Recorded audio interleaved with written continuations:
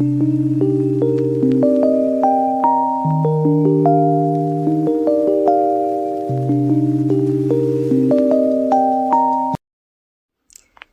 उन दिनों की है जब मेरी नियुक्ति एक अच्छी कंपनी में एक अच्छे पैकेज के साथ हुई थी और मैं कंपनी के गेस्ट हाउस में रह रहा था। दिल्ली में वैसे भी मकान ढूंढने में थोड़ा वक्त तो लगता ही है। एक दिन शाम को लगभग 7 बजे मेरे पास एक लड़की का फोन आया। सर, मैं रिया बोल रही हूँ। मैं आपसे आज ही मिलना चाहती हूँ। आप थोड़ा समय दे सकते हैं? मैं अगर आज आपसे नहीं मिली तो बहुत देर हो जाएगी। मैंने हामी भर दी और उसे आधे घंटे बाद किसी समय आने के लिए कह दिया। 8 बजे रिया मेरे पास गेस्ट हाउस के रूम में थी। सर, मैं आपकी कंपनी में एक जूनियर ऑफिसर के पद के लिए इंटरव्यू दे चुकी हूँ। अभी इस विषय में निर्णय नहीं लिया गया है। मेरे घर के हालात अच्छे नहीं हैं। मेरे पिता का निधन मेरे बचपन में ही हो गया था। माँ ने मुझे बड़ी कठिनाइयों के साथ पाला है और मैं ही उनका एकमात्र सहारा हूँ, कहकर वह भावुक हो गई और उसकी आंखों से आंसू छलक गए। मैं उसकी भावना से भरी बातचीत से प्रभावित हो चुका था। उसकी सुंदरता पर मैं मुग्ध हो गया था। मेरी उम्र उन दिनों लगभग 30 की रही होगी और मैं अविवाहित भी था। दूसरे ही दिन रिया का बायोडेटा मैंने अपने ऑफिस में मंगा लिया, लेकिन उसकी प्रतिभा के आधार पर उसका चयन हो चुका था। रिया को तो यही लगा कि उसका चयन मेरी वजह से हुआ है। रिया का प्लेसमेंट मेरे वजह से हुआ है। रिया का प्लेसमेंट मेरे ही विभाग में हो गया। उसकी नजदीकियां जैसे जैसे बढ़ती गईं, मुझे वह और भी अच्छी लगने लगी। अब तो वह बगैर किसी पूर्व सूचना के साधिकार गेस्ट हाउस में मेरे कमरे में आने लगी थी, कभी चाय पर तो कभी डिनर पर। उसका साथ मुझे भाने लगा था। हम दोनों की नजदीकियां जग जाहिर न होते हुए भी ऑफिस के कर्मचारियों को मन ही मन खटकती थी। हम दोनों ने दफ्तर में पूरी सतर्कता रखती थी, लेकिन जब वह गेस्ट हाउस में मेरे रूम में होती थी तो हमें पूरी स्वतंत्रता होती थी। लेकिन दैहिक संबंध की दिशा में न बढ़कर हम लोग अपने प्यार का इजहार एक दूसरे की पीठ थपथपाकर अक्सर कर लिया करते थे। कभी चुंबन और आलिंगन से हम दोनों ने एक दूसरे को प्यार नहीं किया था। हाँ, अपनी कल्पना में मैं उसे कई बार चूम चुका था। अचानक रिया का ट्रांसफर कानपुर हो गया। फिर हम दोनों एक दूसरे के संपर्क में नहीं रहे। दूरी चाहत बढ़ा देती है, लेकिन मैं अपने मन को अक्सर समझाता था कि इसके बारे में ज्यादा मत सोचो। फिर वक्त गुजरता गया और रिया की यादें धीरे धीरे धुंधली पड़ती गईं। रिया से बिछड़े 10 साल गुजर चुके थे। मेरा विवाह हो चुका था। मेरी पत्नी शोभा बहुत सुंदर और सुशील है और वह सही मायने में एक सफल गृहिणी है। शादी हुए अभी कुछ ही समय हुआ था, इसलिए संतान के विषय में मैंने और मेरी पत्नी ने कोई जल्दबाजी न करने का फैसला किया हुआ था। अभी तो हम एक दूसरे का साथ एंजॉय करना चाहते थे। मेरी नौकरी दिल्ली में ही जारी थी। एक दिन एक पेस्ट्री की दुकान पर मैं पेस्ट्री लेने के लिए रुका था, तभी पीछे से एक महिला के स्वर ने मुझे चौंका दिया। सर नमस्ते, आपने मुझे पहचाना? मैं मुड़ा तो देखा रिया खड़ी थी। नमस्ते, तुम्हारी याददाश्त की प्रशंसा करनी होगी। इतने अरसे बाद मिली हो और मुझे तुरंत पहचान भी लिया, मैंने कहा। उसके साथ बिताए दिनों की स्मृति मस्तिष्क में पुनः जागृत हो चुकी थी। इतने अरसे बाद भी उसे देखकर मुझे लगा कि अभी भी उसकी सुंदरता बरकरार है। इतने दिनों बाद दिल्ली कब आई? मैं यहीं आ गई हूँ और यहीं जॉब कर रही हूँ। आज घर के लिए कुछ केक पेस्ट्री वगैरह लेने आई हूँ। मेरे हस्बैंड और सास दोनों को पेस्ट्री बहुत अच्छी लगती है। जो कुछ तुमने पैक कराया है उसका पेमेंट मैं अपने सामान के साथ कर दूंगा। कहते हुए मैंने काउंटर पर पैसे दे दिए। रिया ना नुकुर करती रही। मैंने रिया की पीठ सहलाते हुए कहा, तुम मेरे साथ ही चलो, मैं तुम्हें ड्रॉप कर दूंगा और तुम्हारे घर के लोगों से मिल भी लूंगा। थोड़ी ही देर में मैं रिया के घर पहुंच गया। रिया ने रास्ते में बताया कि उसके पति का नाम जय है, उनका अपना बिजनेस है, विवाह 3 वर्ष पूर्व हुआ था, अभी उनकी कोई संतान नहीं हुई है। रिया की सास ने घर का मुख्य द्वार खोलते हुए मेरा स्वागत किया। रिया ने मेरा परिचय कराया। मम्मी जी, ये रवि हैं। 10 साल पहले मैं इनके ही दफ्तर में काम करती थी। इन्होंने मेरी बहुत सहायता की थी, बहुत अपनापन दिया था। खैर, हम लोगों ने साथ साथ चाय पी। जय अभी अपने कामकाज से वापस नहीं आया था। मैंने रिया की प्रशंसा करते हुए माँ जी से कहा, आपके घर व ड्राइंग रूम का इंटीरियर बहुत अच्छा है। माँ जी ने कहा, यह सब तो रिया का कमाल है। रिया को घर सजाने का बहुत शौक है। एक दिन मैं रिया के घर पहुंचा तो माँ जी तो घर पर ही थी, पर जय अभी वापस घर नहीं पहुंचा था। जय अक्सर अपने बिजनेस में ही व्यस्त रहता था।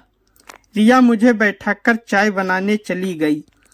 मैं ड्राइंग रूम में माँ जी के साथ बातचीत करता रहा।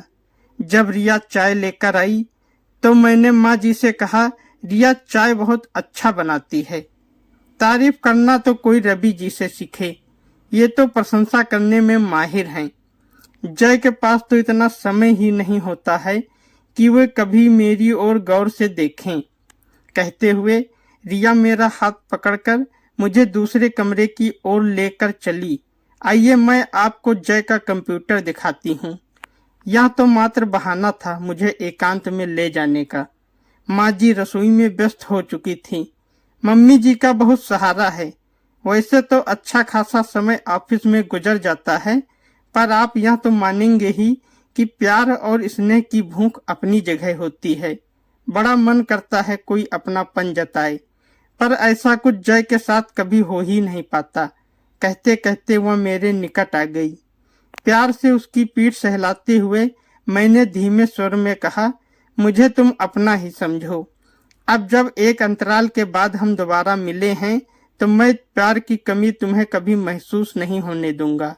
माँ जी के आने की आहट से हम दोनों सतर्क हो गए। रिया की पीठ पर जो हल्का सा स्पर्श हुआ था, उससे मेरे मन में कई प्रश्न उठ खड़े हुए। शायद रिया को मुझसे कहीं अधिक अपेक्षा रही होगी। इन एकांत के क्षणों में कुछ भी हो सकता था। रिया अक्सर अपने ऑफिस से मेरे कार्यालय में आ जाती थी और मैं उसे घर ड्रॉप कर दिया करता था। एक दिन जब वह कार में मेरे साथ अपने घर की ओर जा रही थी तो मैं उसके मांसल शरीर पर मुग्ध हो उठा। मेरे मन में बिताए दिनों की नजदीकियां तरोताजा हो उठी।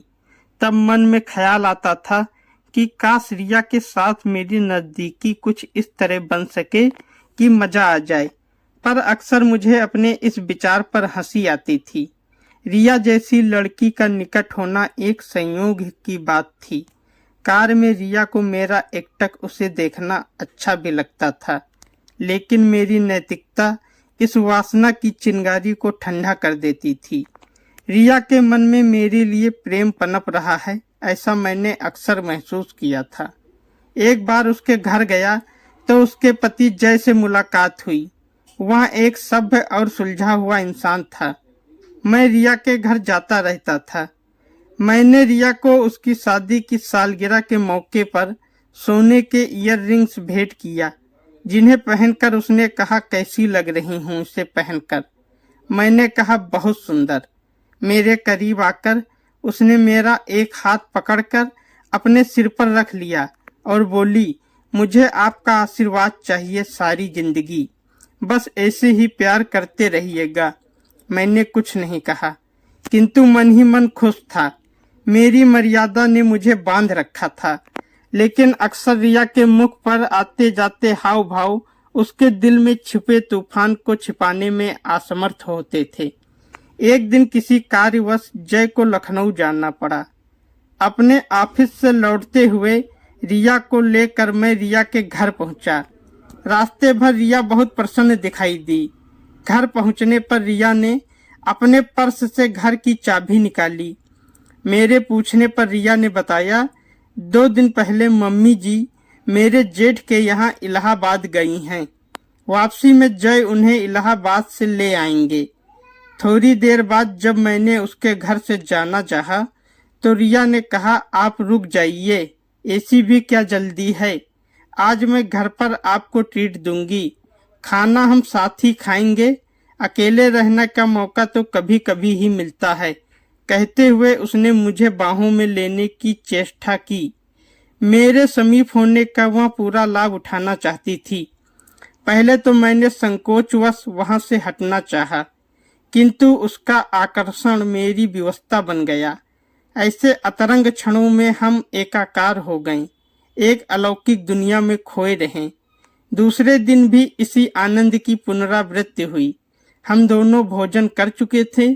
रिया ने कहा, आप थोड़ी देर संगीत का आनंद लें, मैं बस थोड़ा फ्रेश होकर आती हूँ। वहां आई तो हल्के आसमानी रंग की साड़ी में थी और बहुत प्रसन्न थी। अभी तो मैं आपको बिल्कुल नहीं जाने दूंगी, बस थोड़ा समय ही तो लगेगा, कहकर उसने मेरा हाथ थाम लिया और दूसरे कमरे की ओर ले चली। मंद स्वर में उसने पूछा, मैं दुल्हन जैसी सुंदर लग रही हूं ना? फिर इतराते हुए कहा, आज मैंने श्रृंगार आपके लिए ही किया है, आप मुझे जी भरकर प्यार कर सकते हैं। मैं प्रेम की गहराई में डूब जाना चाहती हूँ, वहाँ बोली। बहकने लगी थी वहाँ और मुझे बाहों में लेने के लिए मचल रही थी। मैं कदम बढ़ाकर बहुत दूर जा सकता था। प्रलोभन चरम सीमा पर था। हालात विवश कर रहे थे देह संबंध के लिए। उसे बहुत आश्चर्य हुआ जब मैं एकाएक पलंग से उठ खड़ा हुआ। जरा इधर आओ मेरे निकट। मैंने रिया से कहा, मैं तुम्हें बहुत पसंद करता हूँ।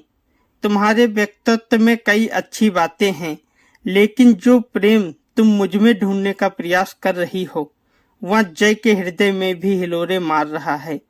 नदी को जानने के लिए गहराई में उतरना पड़ता है। किनारे पर खड़े होकर नदी की गहराई पता नहीं चलती है। तुम्हारा समर्पण और सानिध्य केवल जय के लिए है। वह सब जो आसानी से उपलब्ध है, उसे कोई इतनी आसानी से ठुकरा सकता है, ऐसा रिया ने कभी सोचा न था। थोड़ी देर वह चुप रही, फिर उसने बहुत भावुक होकर कहा, आज की इस निकटता ने हमारे संबंधों को एक नया अर्थ दिया है। यह आपने सिद्ध कर दिया है। आपने मेरी नजदीकी से कोई लाभ नहीं उठाना चाहा। जो पवित्र प्रेम और सम्मान आपने मुझे दिया है, उसे मैं जिंदगी भर याद रखूंगी। आप हमारे घर आते जाते अवश्य रहिएगा। मैं वहां से निकल लिया। लौटते वक्त मैं सोच रहा था कि एक सुंदर लड़की का रूप मेरी रूह में समा चुका है। वह भी मुझे पसंद करती है, लेकिन हमारी सोच के तरीके बदल चुके हैं। सबसे अधिक प्रसन्नता मुझे इस बात की थी कि मैंने अपनी पत्नी के विश्वास को कोई चोट नहीं पहुंचाई थी। हमारी अपने अपने हिस्से का जो प्यार होता है, हमें उसी पर गर्व महसूस करना चाहिए। दोस्तों, अगर आपको कहानी अच्छी लगी है तो वीडियो को लाइक करें, शेयर करें और हमारे चैनल को सब्सक्राइब करिए। धन्यवाद।